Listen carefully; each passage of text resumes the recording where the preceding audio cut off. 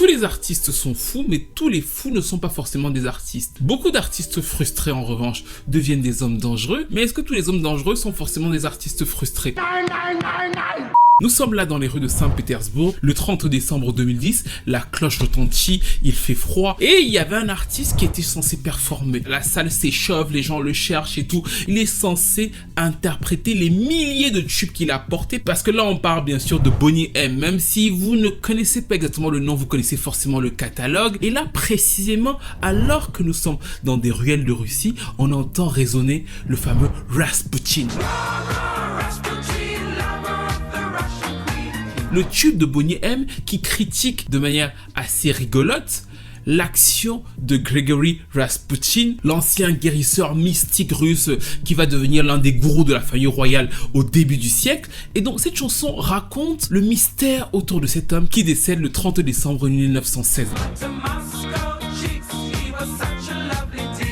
Près d'un siècle après, en 2010 donc, alors qu'on cherche cet artiste prêt à monter sur scène, aussi dans les rues de Saint-Pétersbourg, le manager et la famille de Bobby Farrell vont retrouver son corps inanimé, alors même qu'il s'apprêtait à monter sur scène pour chanter, entre autres, parce qu'on parle d'un catalogue à plus de 60 millions de disques vendus, le fameux Rasputin. Même si en réalité, la version que vous allez trouver sur YouTube, vous n'allez pas y entendre sa voix.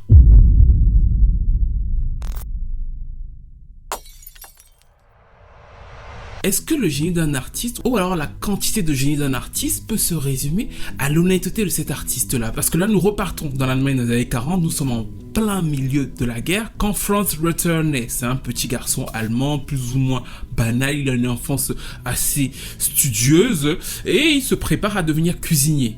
Sauf qu'un jour, comme ça, il regarde la télé et il tombe sur un groupe de rock'n'roll. Il est tellement stupéfait par ce groupe de rock'n'roll que lui qui était en train de frire ses petites omelettes se dit finalement, je vais faire ça comme carrière. Il abandonne les couteaux et il commence à appeler ses petits amis pour former un groupe de rock. Le groupe de rock ne fonctionne pas. Il se dit que c'est aussi parce que son nom, ça ne va pas. Ça fait Franz Reuter, c'est pas comme les autres idoles américaines. Donc du coup, il se trouve quelque chose qui va coller, qui va être catchy pour le public. Il va s'appeler Frank Farian. Ça fait un peu plus américain. Il y a Frank Sinatra, Frank Farian. Parce que l'une des choses qui pousse aussi ce fameux Frank Farian, notre ancien Franz devenu Frank Farian, à vouloir faire carrière, c'est qu'il admire beaucoup de chanteurs américains, notamment des chanteurs afro-américains. Après le rock'n'roll, il se rend compte que putain, il a une capacité incroyable à reproduire les runs, les riffs des chanteurs de soul américains. C'est pour ça qu'il va aux États-Unis et qu'il commence à essayer de faire carrière. Il frappe à plusieurs portes et à chaque fois, il veut en fait devenir une autre version de ce que Elvis Presley et Frank Sinatra sont. C'est-à-dire qu'il veut être cet artiste middle class, white, grande audience, qui peut reprendre des tubes d'artistes afro-américains et les propulser à une autre audience. À cet effet, en 1967, il fait une reprise de Otis Redding, Mr. Pitiful. Mais ça ne prend pas. D'ailleurs, il se sent bizarrement victime de racisme. Il pense que c'est parce qu'il est blanc qu'on ne le trouve pas suffisamment adéquat pour pouvoir refaire ses titres d'artistes afro-américains. Il est aussi victime d'une certaine façon de xénophobie parce qu'il se dit que mais en même temps, les autres artistes blancs américains, eux, ça marche bien pour eux. Qu'est-ce qui marche chez moi? C'est peut-être parce que effectivement, je suis un petit Allemand. Je leur fais penser au petit monsieur à la moustache. J'ai pas bonne presse. C'est pour ça donc qu'il décide de rentrer chez lui et il reprend le même schéma. C'est-à-dire qu'il reprend son nom d'artiste et il commence à faire quasiment la même chose. Il se destine à faire des reprises, mais cette fois-ci un peu plus pop. Il se dit c'est un public allemand, un peu moins soul, plus pop. Et donc là, son premier tube qui va rester très longtemps dans le top allemand dans les années 70, ça s'appelle Rocky. C'est une reprise d'un titre de Dick Lee. Il le ramène en Allemagne et il atteint la célébrité. Tube. Nous sommes là en 1972. Il continue et il fait une reprise d'un tube allemand qui est une des chansons les plus connues de tous les temps dans le pays pour essayer de surfer sur cette vague-là et ça ne prend pas. D'ailleurs, il trouve qu'il n'a pas un intérêt non plus extraordinaire de la part des médias. Et il se met à réfléchir différemment. Il se dit putain, mais comment je peux faire? Il regarde toujours du côté des États-Unis et là, il voit que ce qui marche, c'est bien évidemment le disco. Oui, la tendance disco fait ses premières classes aux États-Unis. On commence à avoir de gros tubes disco et les majors, les américains, se disent comment on va porter ça en Europe parce que c'est un genre nouveau. Est-ce que les Européens vont forcément forcément adhérer. Et Frank, lui, il réfléchit en se disant, putain, est-ce que je ne peux pas faire une sorte de bifurcation par là, mais je peux pas le faire avec mon nom, parce que je n'ai pas le look, je n'ai pas l'image, il faut que je trouve quelque chose. Et c'est là qu'il décide donc de créer un pseudonyme à partir d'une série qu'il aime beaucoup, Boney M. Et il fait encore une fois quelque chose de très intéressant, il fait une reprise d'une chanson de Bliss Buster.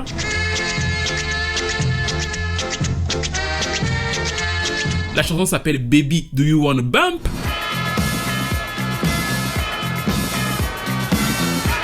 Et il fait cette reprise-là, version disco. Il fait toutes les voix, il chante tout seul, mais il veut pas qu'on sache que c'est lui, parce que si on sait que c'est lui, bah, il a pas l'air de quelqu'un avec qui on a envie de venir discothéquer. Donc, il se dit, je vais tout cacher, je vais juste envoyer ça dans les radios, et bizarrement, en Allemagne, dans plusieurs pays limitrophes en Europe, ça prend. Mais les gens ne savent pas qu'il chante. Vous conviendrez là que c'est quand même un problème, c'est-à-dire que tu as un tube dans les mains, ça passe partout en radio, mais tu sais pas comment le présenter parce que les gens savent pas qui chante, et ils veulent savoir qui chante. Vous aussi vous voulez savoir qui chante, on est d'accord. Mais si on vous dit que c'est Frank Farian là, vous allez dire, oh flemme, vas-y, t'es à ma télé, c'est bon quoi. Get that shit out of here! Et Frank se dit, bon, je vais recruter des personnes qui vont donner l'impression que ça peut être crédible. C'est pour ça qu'il commence donc à chercher des chanteurs qui ont la peau noire. Il tombe sur un danseur jamaïcain. Il tombe d'ailleurs sur une première formation qui sera la première formation de Boney M qu'il va présenter au public en disant que ce sont eux. Mais finalement, ça marche pas trop. Et donc finalement, il va faire un nouveau recrutement avec plusieurs personnes. Donc l'un de nos personnages principaux, le danseur et DJ Bonnie Farrell, la chanteuse Liz Mitchell, une autre dame qui va s'appeler Marcia Barrett et une autre dame encore qui va s'appeler Maisie Williams. C'est eux qui vont apparaître sur les fameuses pochettes du disque qu'il va s'empresser d'enregistrer parce que bien évidemment, voyant le succès monter, il va suivre la vague. Et Baby Do You Wanna Bump cartonne en 1975, mais surtout Boney M, la représentation, la formation qu'on connaît, va sortir leur tube iconique en 76 qui va s'appeler Daddy Cool et qui va prendre d'assaut les charts européens parce que c'est funky, c'est fun, c'est accessible, tout le monde peut danser. Là tout de suite on répète ensemble le refrain, tout le monde le connaît en fait, il est super catchy.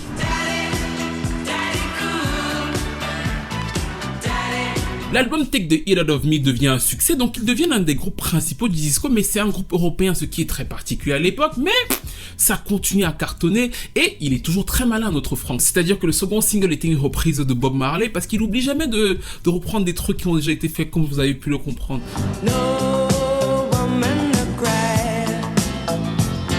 Donc il essaie de faire une reprise de Bob Marley qui va pas prendre de ouf. Et d'ailleurs, sur la reprise de Bob Marley, il fait un test. Il se dit, bon, c'est vrai que, parce que vous aurez compris aussi que c'est lui qui chante tout en vérité. Les deux filles, Liz Mitchell et Marcia, font les chœurs sur Daddy Cool. Mais la voix est chantée par notre bon ami Frank.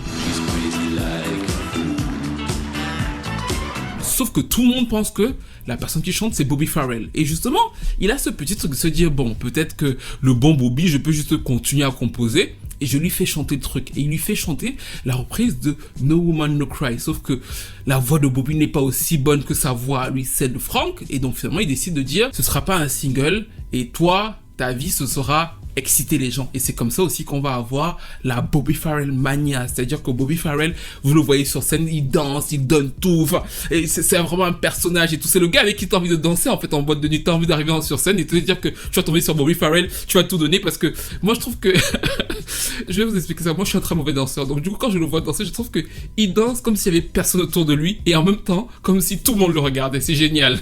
Ça veut dire que nous les mauvais danseurs, on peut avoir envie de danser avec lui dès qu'on le voit danser et le très bon danseur se dit putain il est super technique, on va aller danser avec lui et franchement ça crée une frenzy de plus autour de ce groupe. Les performances télé vont devenir des événements et ça va enchaîner les hit singles. L'un des hit singles encore très connus c'est Sunny qui est une reprise soul, c'est à dire que c'est le titre de Boney Help mais l'une des versions les plus connues sur terre c'est bien évidemment la version de Boney M parce que la version disco que Frank va faire. Sunny,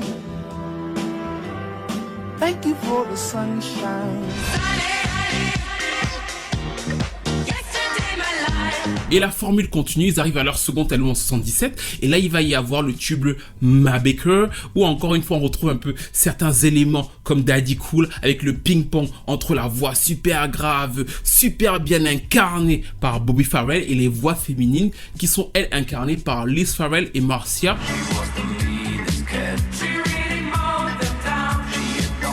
Et franchement, je sais pas si vous vous rendez compte, mais Boney M est sans aucun doute l'un des groupes les plus populaires dont on n'a jamais parlé sur cette chaîne. Vous allez même sur YouTube, vous allez voir que les chiffres qu'ils font pour un groupe des années 70 sont absolument extraordinaires. On a des 400 millions de vues, 700 millions de vues. Et vous savez comme d'habitude que les Américains sont assez frileux de voir ce genre de choses, de voir une exportation de ce qu'ils sont, une copie de ce qu'ils sont amenés de l'extérieur pour pouvoir les toucher eux. Donc c'est un peu fébrile aux États-Unis, mais ça va finir par prendre. Et tout est toujours bien sûr contrôlé sur la houppe de Frankie, extrêmement malin. En 77, l'album Love for Sale cartonne. En 78, Night Fight to Venus cartonne. Et c'est là qu'on retrouve justement le tube Rasputin qui va permettre d'élargir leur succès dans les pays d'Europe de l'Est, en Russie d'ailleurs. Ils vont faire un concert en Russie, on va leur interdire de chanter la chanson Rasputin parce qu'il y avait une critique politique derrière. Mais ça devient un groupe phénoménal parce qu'aussi, il intègre très bien la tendance Rastafari. Ayant décrit les chanteurs comme étant des chanteurs jamaïcains et la tendance Rastafari avec Bob Marley explosant, il se dit, bah, je vais rajouter ça dans mon arc. Donc, ils vont y avoir des tubes aux influences reggae comme Rivers of Babylon, Brown Girl in the Ring. Et ça va donc continuer cette mania qui va avoir en 79 leur tube de Noël, Hurrah Hurrah It's Holiday. Ils vont avoir 4 années de succès plein entre 76 et 80. C'est phénoménal. Et à partir du début de la fin du disco, parce qu'effectivement, à partir des années 80, il commence à y avoir une sorte un peu de petite baisse dans leur vente internationale. Mais il reste des mastodontes en Europe parce que la baisse ne signifie pas qu'ils disparaissent. C'est-à-dire que l'album Ocean Fantasy en 80 marche encore plutôt bien. L'album Bonus dans la même année marche encore plutôt bien, mais c'est aussi à partir de ce moment précis qu'on a la première fracture qui est inhérente même à l'esprit du groupe, Bobby Farrell. Bobby Farrell qui est le danseur principal, qui donne tout, et qui, au fil des années, va faire quelque chose d'assez intéressant, c'est-à-dire qu'il va commencer à chanter les chansons en live. Oh yeah. Oh yeah. Autant il ne chante pas dans les enregistrements, autant il va chanter en live. Et ça va devenir encore plus frustrant pour lui parce que les gens ne vont pas forcément se rendre compte qu'il y a une différence entre l'enregistrement et la version live. En vérité, il y a une grosse différence. Je peux vous assurer qu'il y en a une énorme. C'est pas contre lui, il y a une énorme différence.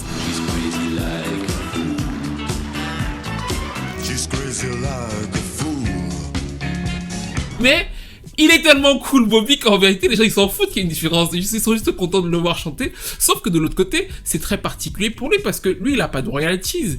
C'est la marionnette, finalement, de quelque chose qui fonctionne très bien, mais il est payé à la caisse, il est payé à la charge, et finalement, la personne qui a l'immense partie des revenus, d'ailleurs, plus tard, ce sera révélé que la personne qui a 99% de tout ce qui est fait, c'est notre petit ami Frank qui pense tout. Donc, en 81, Bobby est pas content parce qu'il est pas bien traité. Il trouve que c'est l'un des groupes qui vend le plus dans le monde, mais ils ont pas les revenus tous autant qu'ils méritent. Donc du coup, il décide de claquer la porte pour lancer sa carrière solo, ce qui va mettre un premier frein à la carrière des Boney M.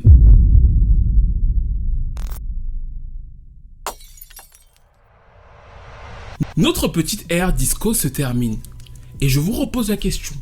Est-ce que le génie de quelqu'un se mesure forcément à son honnêteté? Parce que le succès de Boney M prend l'industrie limite par derrière, c'est-à-dire qu'ils sont pas prêts, ils se disent mais qu'est-ce qui se passe là-bas et pourquoi est-ce que les gens sont autant fascinés par ces chansons? En plus, le gars là, c'est pas Quincy Jones, c'est pas non plus un immense producteur. Comment est-ce que c'est possible qu'il puisse penser des chansons autant efficaces? Qu'est-ce que ce schéma renferme? Et nous qui sommes encore à Saint-Pétersbourg, pendant qu'on transporte le corps de Bobby Farrell en 2010, nous y sommes encore en vérité, bah on se pose la question. Et la réponse est que pendant ces années-là, Frank, qui compose avec un ami à lui ces chansons-là, a une petite méthode. Sa petite méthode est très similaire à ce que vous avez déjà pu apercevoir. C'est-à-dire que Frank, en vérité, dans le milieu de la peinture, on pourrait dire que c'est un faussaire, que c'est quelqu'un qui sait très bien reproduire des tableaux. Vous lui donnez un Picasso, il peut vous refaire le Louvre. Et c'est justement ce que c'est que Boney M. En fait, Boney M, c'est une reproduction du Louvre. What?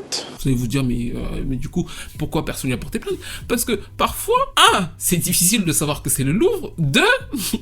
Bah, c'est un très bon faussaire. On s'est dit que le premier tube de Boney M, c'est une reprise officielle, c'est-à-dire que c'est Baby Do You Wanna Bump.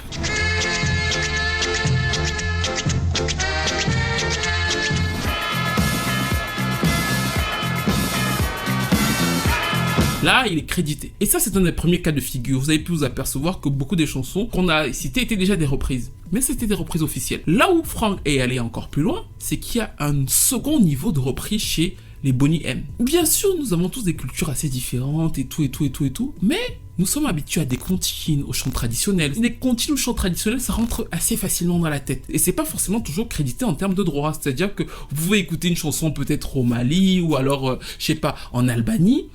Et c'est une comptine que tout le monde chante, tout le monde connaît, mais c'est pas forcément inscrit au patrimoine ou voilà. C'est utilisé pourquoi? Parce que très souvent, peu de gens avaient eu l'idée avant Frank d'aller les rechercher. Beaucoup des chansons de Boney M qu'on vient d'écouter reprennent ou alors récupèrent des mélodies extrêmement connues dans certaines parties du monde.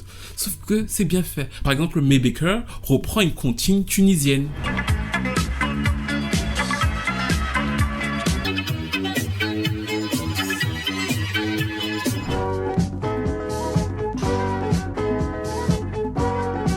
I Am Born Again qui sort en 79 reprend une comptine irlandaise. I'm born again, I feel free. I'm born again, I feel free.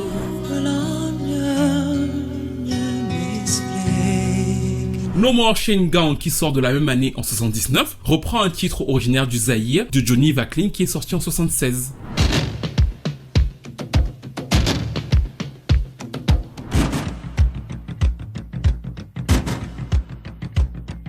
Hooray, Hooray, It's a Holiday, qu'on a écouté tout à l'heure, la chanson de Noël, reprend une comptine américaine du 19e siècle.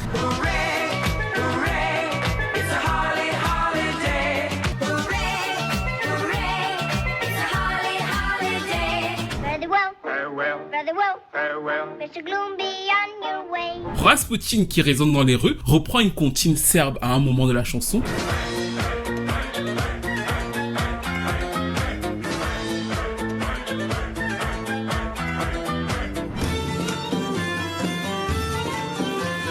On pourrait continuer comme ça pendant des heures et des heures. Motherless Child reprend une comptine américaine du 18e siècle qui s'appelle Sometimes I Feel Like a Motherless Child.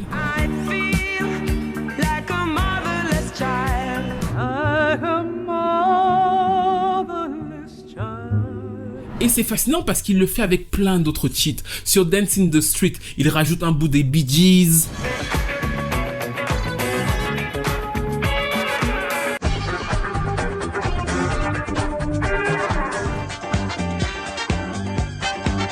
Il y a un bout des Beatles.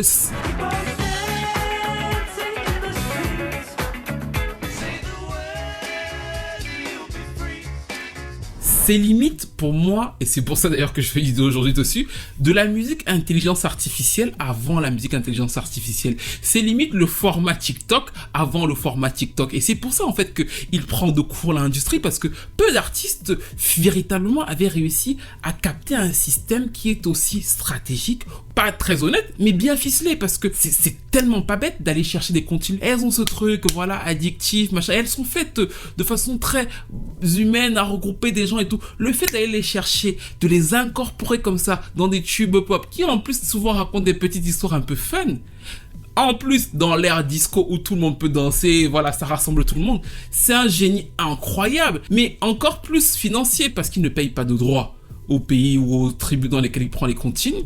Il ne paye pas de droits, après là c'est normal aux chanteurs, parce que hormis les deux chanteuses qui font les chœurs et qui ont leurs droits, le faux chanteur Bobby Farrell, lui c'est juste une image. Donc l'immense majeure partie de ce qui revient à Frank est la récompense de son génie et de sa formule.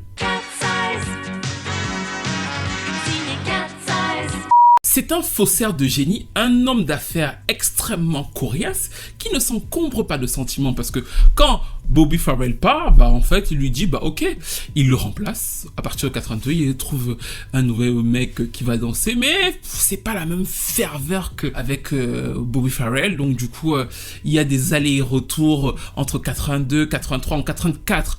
Bobby Farrell revient, on lui promet cette fois-là $100,000. Pour le coup, Bobby se dit, $100,000, c'est pas mal, mais c'est encore pire, parce que là, à cette signature-là, il abandonne vraiment le droit sur tout ce qu'il aura venant de la part de Frank jusqu'à sa mort. Il se rend compte après que c'était un très mauvais contrat. Et finalement, en 86, après quelques autres tubes, parce que le groupe n'est pas un échec total, bah Frank décide de fermer boutique. Et il y a juste une petite erreur à ce plan bien ficelé par ce faussaire de génie. C'est qu'il a acheté le nom Bobby M dans plusieurs pays, mais il a oublié, parce que aucun crime n'est jamais parfait, de l'acheter dans tous les pays du monde. C'est pour ça donc que quand le groupe va se terminer, et qu'ils vont se retrouver un peu les uns seuls avec les autres, ils vont avoir la possibilité de faire des petits Bobby M. C'est-à-dire que Bobby Farrell va créer son Bobby M, il va déposer une structure disant que c'est Bobby Farrell's Bobby M, Liz Mitchell va créer son Bobby M, et même Maisie, qui elle aussi ne chantait pas, parce que vous vous rappelez qu'il y a 3 filles, ben en fait il n'y en a que 2 qui chantent, la 3e ne chantait pas, et elle était aussi là, ben elle va créer son propre Bobby M,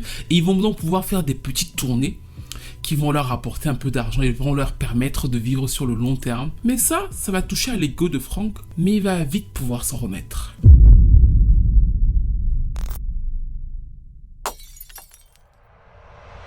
Et du coup, ce 30 décembre 2010, alors que le public l'attendait sur scène, Bobby Farrell meurt dans sa chambre d'hôtel. Son manager dira qu'il avait des problèmes de cœur depuis plusieurs années, mais c'est quand même une surprise. Il s'attendait pas à ce que, alors qu'il était prêt à aller jumper dans la foule, à aller bumper la foule, bah en fait tout s'arrête exactement le même jour, dans la même ville que le héros de l'un de leurs plus gros tubes.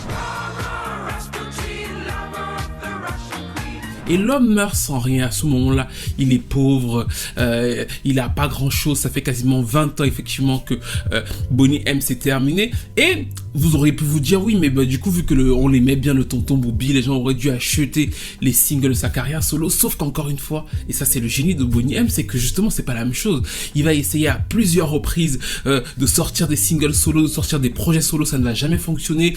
Et il y a encore un paradoxe encore pire chez lui, c'est qu'il va se dire putain mais quand je monte sur scène et que j'interprète des chansons, les gens ils se rendent pas compte que c'est pas moi qui chante les originaux, mais quand je sors mes propres chansons, les gens ils sont pas derrière moi. Pire encore, dans les années 90, il va y avoir une très mauvaise presse autour de lui parce que c'était un homme violent, il va battre sa femme, il va essayer une fois d'incendier sa propre compagne, ce qui va l'éloigner pendant très longtemps des médias, mais progressivement avec la nostalgie, il va y avoir quelques retours en télévision en Italie, en 2006, et les gens seront très heureux de le revoir avec une sorte de forme performer tous ces tubes là.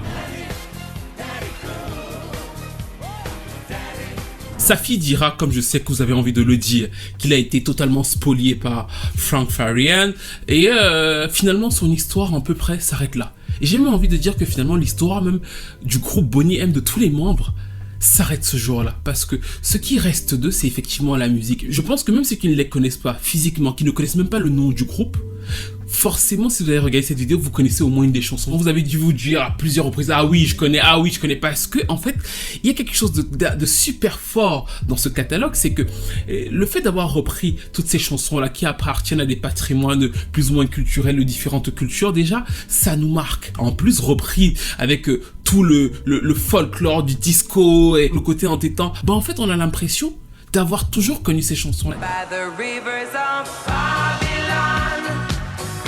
Et c'est donc l'incroyable génie du faussaire talentueux qu'est Frank Farian. Les gens qui posent la question de savoir mais pourquoi est-ce que on n'a pas fait chanter Bobby Farrell, bah c'est parce que justement ça n'aurait pas été un bon faux.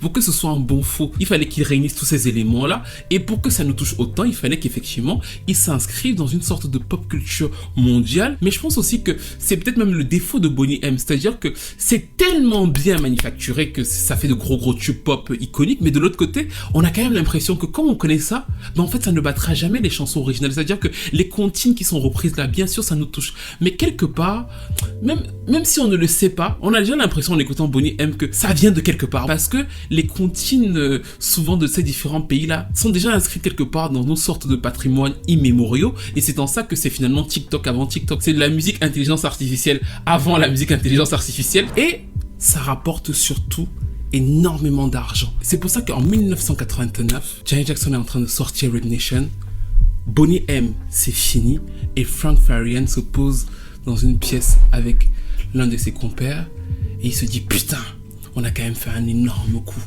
Ils regardent tous leurs tubes, ils sont là, ils font tout le listing de leur génie marketing, et ils regardent son partenaire, et son partenaire lui dit mais frérot, qu'est-ce qu'on fait maintenant? Et là Frank le regarde droit dans les yeux et il lui dit la même chose qu'on a fait la dernière fois, à savoir chercher à conquérir le monde.